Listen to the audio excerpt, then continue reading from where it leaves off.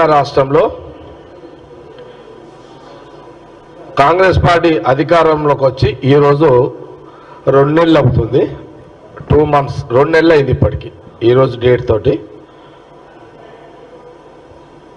2 నెలల కిందట సోనియా గాంధీ రాహుల్ గాంధీ గారి వారి యొక్క సమక్షంలో సీఎం రేవంత్ రెడ్డి గారు మళ్ళా ఆ రోజు ప్రమాణ స్వీకారం చేయడం, వారితో పాటు డిప్యూటీ సీఎం మంత్రులందరూ కూడా క్యాబినెట్ మంత్రులుగా ఉత్తమ్ కుమార్ రెడ్డి గారితో పాటు చాలామంది సీనియర్స్ అందరూ కూడా ప్రమాణ స్వీకారం చేసి ఈ రోజుకి 2 నెలలు అవుతుంది. ఈ రోజుకి ఎగ్జాక్ట్లీ ఈ డేట్కి 2 నెలలు అవుతుంది. ఈ 2 నెలల్లో మొదటి నెలలోనే ఉచిత బస్సు ప్రయాణం, ఇది మొదటి సక్సెస్ కాంగ్రెస్ పార్టీ. 2 నెలల్లో మొదటి నెలల్లోనే ఉచితంగా మహిళలు ఈ రాష్ట్రంలో ఎక్కడైనా ఉచితంగా ప్రయాణం చేయొచ్చు. ఆ కార్యక్రమం మొదలైంది. రెండవది ఆరోగ్యశ్రీ 10 లక్షల రూపాయలు. మొన్న క్యాబినెట్ మీటింగ్ అయింది. క్యాబినెట్ మీటింగ్లో సీఎం రేవంత్ రెడ్డి గారు మిగతా క్యాబినెట్ అంతా కూడా సోనియా గాంధీ రాహుల్ గాంధీ ఆదేశాల మేరకు మళ్ళీ 2 స్కీములు, ఒకటి 500 రూపాయల గ్యాస్ సిలిండర్, అట్లాగే 200 యూనిట్ల వరకు కరెంటు బిల్లులు ప్రభుత్వమే కడుతుంది అనేది రెండవది. 2 స్టార్ట్ అయినాయి, 2 స్టార్ట్ కాబోతున్నాయి. ఇది 2 నెలల లోపల మన ముందు ప్రజలకు ఇచ్చిన మేజర్గా సోనియా గాంధీ రాహుల్ గాంధీ అయితే చెప్పిందో అవి స్పష్టత ఇవ్వాల్సిన అవసరం. కాబట్టి ఈరోజు గాంధీ భవన్ మీడియా సాక్షిగా ఈరోజు రాష్ట్ర ప్రజలందరూ కూడా తెలియజేస్తున్నారు. ఒక దిక్కు కాంగ్రెస్ ప్రభుత్వము, ముఖ్యమంత్రి గారు రేవంత్ రెడ్డి గారితో పాటు ఎంటైర్ క్యాబినెట్ అంతా కూడా క్యాబినెట్ మంత్రులుగా ఒక బాధ్యతగా, ఒక హోందాగా, ఒక పద్ధతిగా గత 9 ఏళ్లలో ముఖ్యమంత్రి సెక్రటరియట్లో ఉండకుండే, మంత్రులు సెక్రటరియట్లో కూర్చోకుండే, ఎవరైనా సామాన్య ప్రజలు ఎవరైనా సెక్రటరియట్లో పోయి మంత్రులకు దరఖాస్తులు ఇచ్చుకోవాలన్న స్వేచ్ఛ లేకుండే. కానీ కాంగ్రెస్ గవర్నమెంట్ వచ్చిన తర్వాత ముఖ్యమంత్రి రేవంత్ రెడ్డి గారు సెక్రటరియట్లో కూర్చుంటుండు. అట్లాగే డిప్యూటీ సీఎం బట్టి విక్రమార్క ఉన్న ఎలక్ట్రిసిటీ డిపార్ట్మెంటు, ఫైనాన్స్ డిపార్ట్మెంట్ సంబంధించిన రెగ్యులర్గా సెక్రటరియట్లో కూర్చుంటుండు. ఉత్తమ్ కుమార్ రెడ్డి గారు మేజర్గా ఇరిగేషన్ సంబంధించిన రెగ్యులర్గా వారు కూడా సెక్రటరియట్లో కూర్చుని, వారితో పాటు పొంగులేటి శ్రీనివాసరెడ్డి గారు కానివ్వండి, కోమటిరెడ్డి వెంకటరెడ్డి గారు కానివ్వండి, లేదా పొన్నం ప్రభాకర్ గారు, శ్రీధర్ బాబు గారు, మరి ఇట్లా దామోదర్ రాజనరసింహ గారు కానివ్వండి, జూపల్లి కృష్ణారావు గారు కానివ్వండి, మా మంత్రులు ఎవరైతే ఉన్నారో వాళ్ళందరూ కూడా రెగ్యులర్గా సెక్రటరియట్లో వాళ్ళ శాఖ వాళ్ళ ఛాంబర్లో కూర్చొని రివ్యూస్ జరుగుతున్నాయి. ప్రజలు వచ్చినా కూడా వాళ్ళ దరఖాస్తులు తీసుకొని ఇలాంటి పరిపాలన జరుగుతున్నది. తెలంగాణ ప్రజలు చాలా సంతోషంగా ఉన్నారు అనే దాని మీద మాకు ఉన్నటువంటి ఇన్ఫర్మేషన్. బహుశా టీఆర్ఎస్ పార్టీ, బీఆర్ఎస్ వాళ్ళు సాటిస్ఫాక్షన్ లేకపోవచ్చు. ఎందుకంటే వాళ్ళు ఎప్పుడు సెక్రటరీలో కూర్చొని పరిపాలన ఇచ్చిన రోజు ఎప్పుడూ లేదు. ముఖ్యమంత్రికి ఆ రోజున్న ముఖ్యమంత్రి సెక్రటరీలో కూర్చోలేకపోయాడు. కొన్ని కేటీఆర్ ఏమైనా కూర్చున్నాడంటే ఆయన కూర్చోలేడు, హరీష్ రావు కూర్చున్నాడంటే ఆయన కూర్చోలేడు సెక్రటరీలో. వీళ్ళు ఎంతసేపు వాళ్ళ ఇళ్లల్లో కూర్చొని ప్రభుత్వాలు నడిపించిన పద్ధతి. వాళ్ళ దానికి కాంగ్రెస్ గవర్నమెంట్కి బీఆర్ఎస్కి ఉన్న వ్యత్యాసం చెప్పాల్సిన బాధ్యత నేను తెలియజేస్తున్నాను. సరే, మేము కాంగ్రెస్ పార్టీ అధికారం ప్రజలు ఇచ్చిన తర్వాత ప్రజల పాలన అనే విధంగా కాంగ్రెస్ ప్రభుత్వం ఉన్నది. ఇది ప్రజలందరూ గమనిస్తున్నారు, ప్రజలు దీన్ని సద్వినియోగం చేసుకుంటున్నారు, తెలంగాణ ప్రజలు అనేదే నేను ఈ సందర్భంగా తెలియజేస్తున్నాను. ఇది వాస్తవం కూడా. ఇది ఈ మధ్యలో విచిత్రంగా ఏంటంటే, మేము 2 months కదా, నెల రోజుల నుంచి ఫస్ట్ కేటీఆర్ స్టార్ట్ చేశాడు. 6 నెలలు ఆగండి, కేసీఆర్ మళ్ళీ ముఖ్యమంత్రి అవుతారంట. ఇది కేటీఆర్ అంటాడు. మళ్ళీ ఇక హరీష్ రావు కూడా అదే చెప్తున్నాడు. వాళ్ళకి ఎందుకు ఈ మాట చెప్తున్నారంటే కేటీఆర్ హరీష్ రావు 6 నెలలకే కేసీఆర్ ముఖ్యమంత్రి అవుతాడు అని ఎందుకు చెప్తున్నారు వీళ్ళిద్దరు అని అంటే వీళ్ళకి భయం చుట్టుకున్నది వాళ్ళిద్దరికి. ఏం భయం అంటే టీఆర్ఎస్లో ఉన్న 20 మంది ఎమ్మెల్యేలు, బీఆర్ఎస్లో ఉన్న 20 మంది ఎమ్మెల్యేలు కాంగ్రెస్లోకి పోయే అవకాశం ఉంది కాబట్టి వాళ్ళని ఆపుకోవాలి అని అంటే ఖచ్చితంగా ఏదో ఒక జిమ్మిక్ చేయాలి. అందుకోసమని వాళ్ళ ఎమ్మెల్యేలు కాంగ్రెస్లో పోకుండా, కాంగ్రెస్ ప్రభుత్వంలో పోకుండా వాళ్ళు ఎట్టి పరిస్థితులలో వాళ్ళ దగ్గర ఉన్న ఎమ్మెల్యేలను ఆపుకునే ఒక ప్రయత్నంలో భాగమే 6 నెలలకే ముఖ్యమంత్రి అని చెప్పడానికి ముఖ్య ఉద్దేశం కేటీఆర్ హరీష్ రావు. ఒక భయంలో పడ్డారు కేసీఆర్, కేటీఆర్, హరీష్ రావు. వాళ్ళు చాలా భయంలో ఉన్నారు. మాకున్న ఎమ్మెల్యేలు, బీఆర్ఎస్లో ఉన్న ఎమ్మెల్యేలు 20 మంది ఎమ్మెల్యేలు పోతే మా గతి ఏంది, మా బతికేంది, మా వాళ్ళ రాజకీయ భవిష్యత్తు ఏంది అనే ఒక సందిగ్ధంలో ఈరోజు కేసీఆర్ ఫ్యామిలీ ఉంది. ఇది వాస్తవం. ఇదంతా కూడా వాళ్ళ భయంలో ఉండడానికి వాస్తవం. నిజంగా చెప్తున్నా వాస్తవాలు ఏంటంటే ఈ మధ్యకాలంలో పార్లమెంట్లో కూడా విజయసాయి రెడ్డి కూడా పార్లమెంట్ ఎన్నికల తర్వాత తెలంగాణ రాష్ట్రంలో కాంగ్రెస్ గవర్నమెంట్ పడిపోతుంది అని విజయసాయి రెడ్డి పార్లమెంటు రాజ్యసభలో మాట్లాడాడు. పార్లమెంట్ ఎక్కడో మాట్లాడాడు రాజ్యసభలో. దాని మీద మా మాణిక్ ఠాకూర్ గారు కూడా కౌంటర్ ఇచ్చాడు. ఏది ప్రెస్ మీట్లో కౌంటర్ కూడా ఇచ్చాడు. నేను విజయసాయి రెడ్డికి అడుగుతున్నా, తెలంగాణలో గవర్నమెంట్ పడిపోవడానికి నువ్వు ఒకళ్ళ తీసుకున్నావా? బీజేపీ దగ్గర నువ్వు ఒకళ్ళ తీసుకున్నావా? జగమెరిగిన సత్యం ఏంది అని అంటే కేసీఆర్ జగన్ ఒకటే. కేసీఆర్ జగన్ వేరు కాదు, వాళ్ళిద్దరు ఒకటే. వాళ్ళ ఇద్దరికి డైరెక్టర్ ఏ పార్టీ అంటే బీజేపీ, ప్రధానమంత్రి మోడీ బీజేపీ డైరెక్షన్లోనే అటు జగన్ ఇటు కేసీఆర్ పనిచేస్తున్నారు. ఇది జగమెరిగిన సత్యం, ఇది వాస్తవం కూడా. ఇదంతా విజయసాయి రెడ్డి నువ్వేమన్నా రాజ్యసభ మెంబర్వా లేదా బ్రోకర్ దుకాణం పెట్టుకున్నావు? ఏమన్నా దుకాణం పెట్టుకున్నావు నువ్వేమన్నా? ఈ పార్టీని వాడేయాలని, ఈ గవర్నమెంట్ని వాడేయాలని దుకాణం పెట్టావా? అసలు విజయసాయి రెడ్డికి అనేటానికి విలువలు ఉన్నాయా? విజయసాయి రెడ్డికి విలువలు ఉన్న నాయకుడు అసలు? ఒక సందర్భంలో జగన్ ముఖ్యమంత్రి, అప్పుడున్న కేసీఆర్ ముఖ్యమంత్రి దగ్గరికి ఇంటికి పోతే ఆ రోజు వీడియోస్ మనం చూసినాం.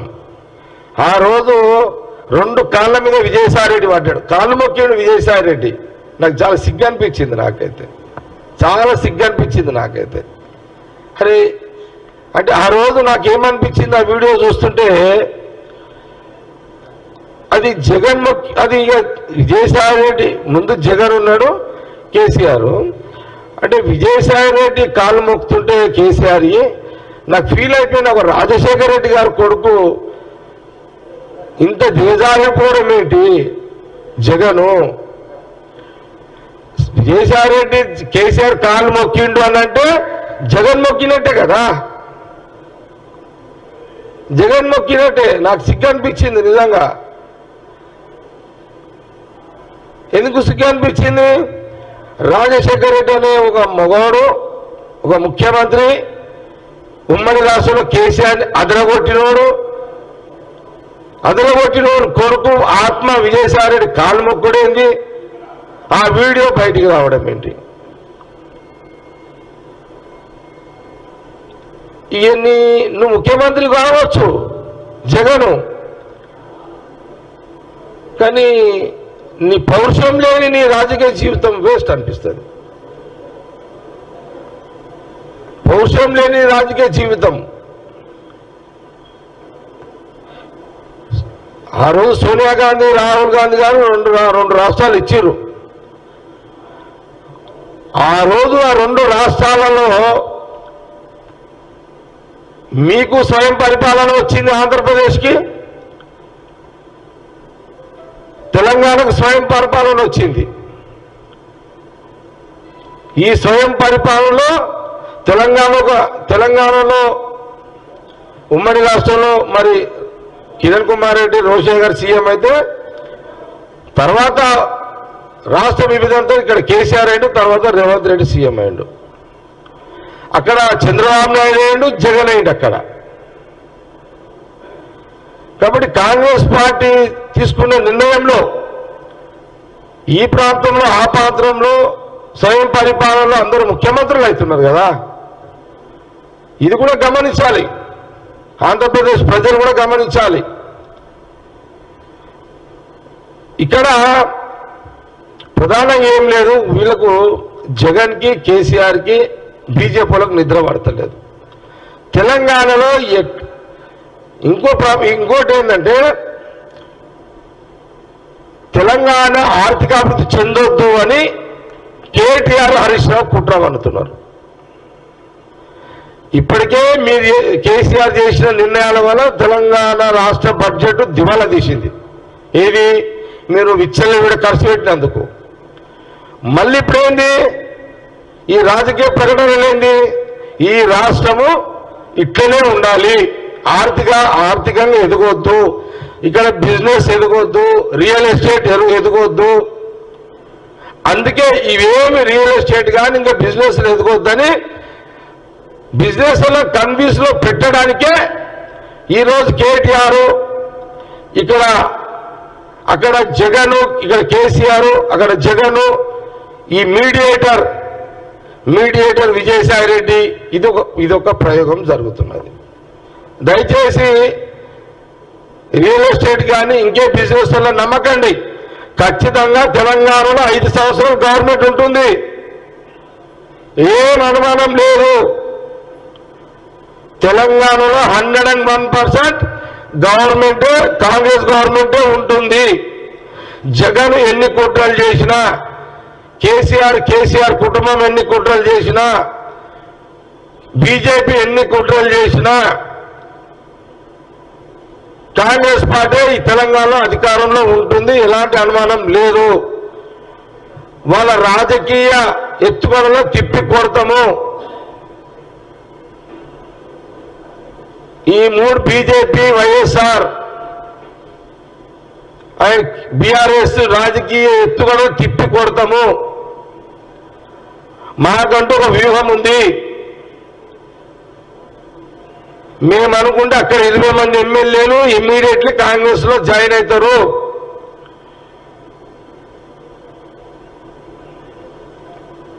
ఎందుకు జాయిన్ అవుతారంటే ఆ ఎమ్మెల్యేలకు అక్కడ స్వతంత్రం లేదు. అధికారం ఉన్నప్పుడే వాళ్ళకి స్వతంత్రం లేదు. బీఆర్ఎస్ వాళ్ళకు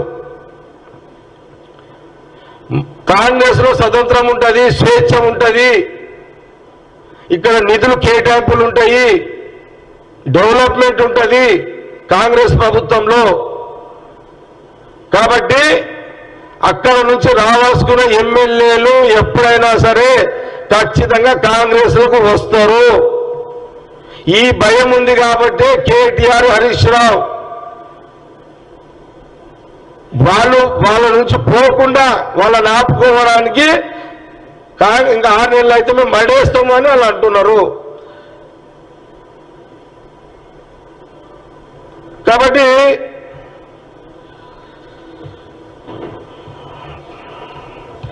మేము ఈ 5 ఏళ్ళు కాదు, ఈ 5 ఏళ్ల పాటు నెక్స్ట్ 5 ఏళ్ళు ఎట్లుండాలని డిజైన్ చేస్తున్నాం కాంగ్రెస్ పార్టీ.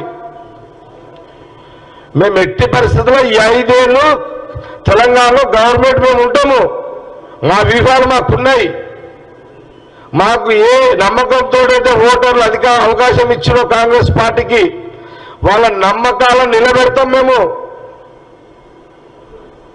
మేము ఎక్కడ కూడా అశ్రద్ధ లేదు, మేము చాలా అలర్ట్గా ఉన్నాము.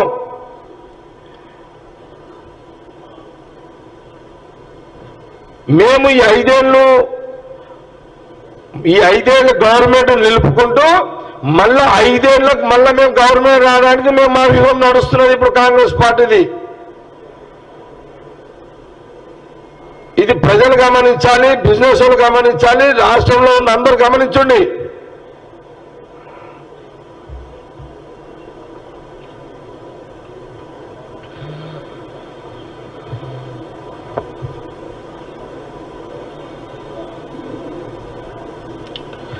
కాబట్టి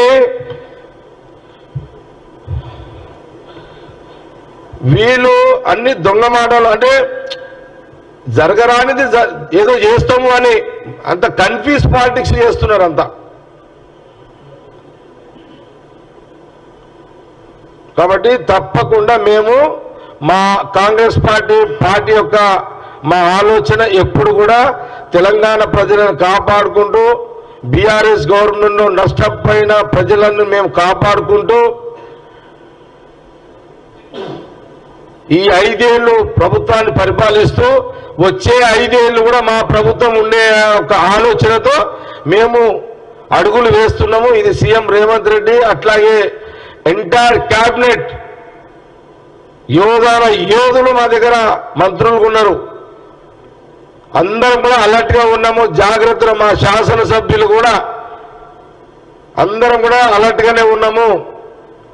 ఏది ఏమైనా ఈ పార్లమెంట్ ఎన్నికల్లో కూడా ఖచ్చితంగా 12 నుంచి 14 సీట్లు గెలవాలని గెలిపించుకోవాలి అనే ఒక ఏఐసిసి డైరెక్షన్ లో కాంగ్రెస్ పార్టీ తెలంగాణ కూడా మేము అన్ని రకాల జాగ్రత్తలు కూడా తీసుకుంటున్నాము. మీడియేటర్ విజయసాయి రెడ్డి అన్న మాటలకు, గతంలో కేటీఆర్ అన్న మాటలకు, ఇటు జగన్ కానివ్వండి, అటు కేసీఆర్ చేసిన కుట్రలను తిప్పి కొట్టే కుట్రలు కూడా మీకు తిప్పి కొడతాం. మీ దాన్ని వీలైనంత త్వరగా మీ 20 మంది ఎమ్మెల్యేలు మేము లేపబోతున్నాము. ఇది పక్కా.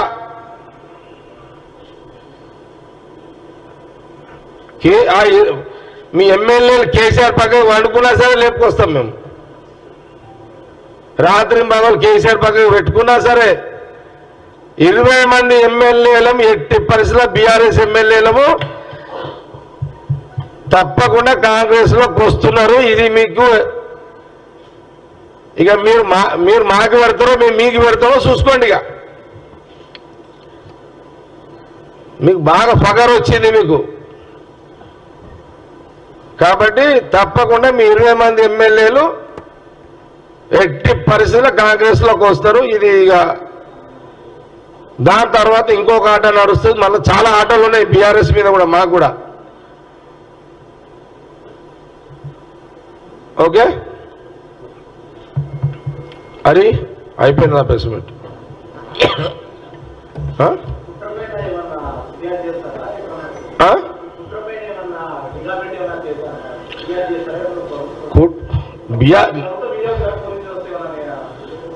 మేము పోలీసులం వాడం. మేము ఏం చేస్తామంటే కుట్రలకు ప్రతి కుట్ర ఉంటుంది. కుట్రలే కదా, మళ్ళీ ఏం చేస్తాం. 20 మంది చెప్పిన నేను, ఇంకేముంది అది. ఏం కాదులే సార్, ఏం కాదు. రాజకీయాలు వాళ్ళు కుట్ర చేస్తున్నారు, కుట్రలను తిప్పి కొడతామని చెప్తున్నాం.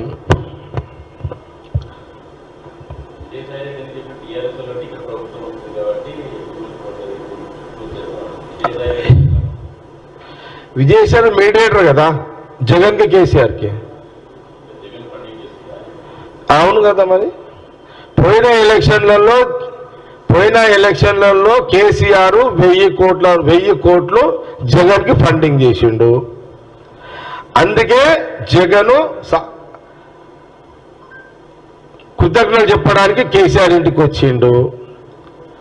శాల్వతో కృతజ్ఞతలు చెప్తే సరిపోదని విజయసాయి రెడ్డి కేసీఆర్ కాలు మొక్కిండు. ఇది వాస్తవం. ఇది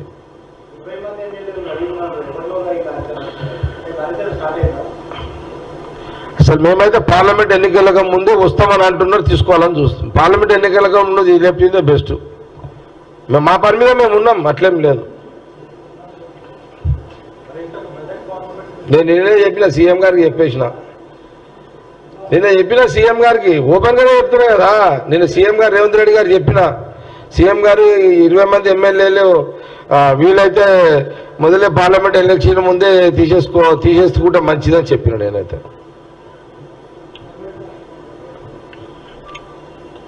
అరే మాకు 2 నెలలు కాలేదు అప్పుడే మమ్మల్ని దించాలన్న కుట్రలు ఇదంతా. 2 నెలలు 4 స్కీములు అమలు, 2 అయిపోయినాయి, 2 అవుతున్నాయి.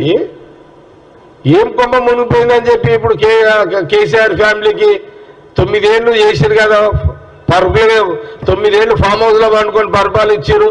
ఇప్పుడున్న సీఎం, క్యాబినెట్ మినిస్టర్ సెక్రటరియట్లో ఉండి పరిపాలిస్తున్నారు. అంటే తెలంగాణ ప్రజలు హ్యాపీగా ఉండొద్దా?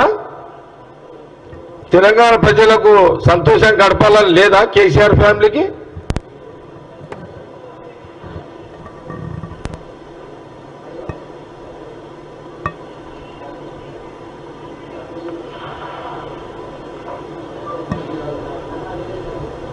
నువ్వే అడుగు, వాళ్ళు అడుగుతలేదు. ఇక